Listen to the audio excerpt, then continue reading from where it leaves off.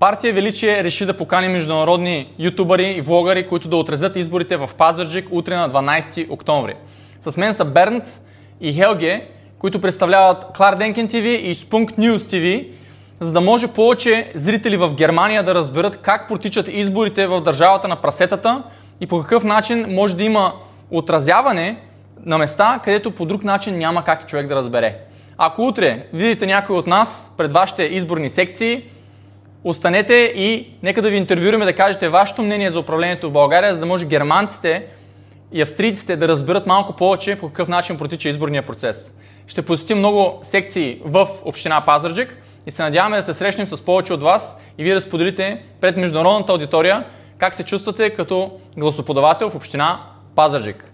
Благодарим на Александър Ерлих, че организира тези журналисти да дойдат тук и да може на пазарджикли да им дадем трибуна да изразят своето мнение. Благодарим.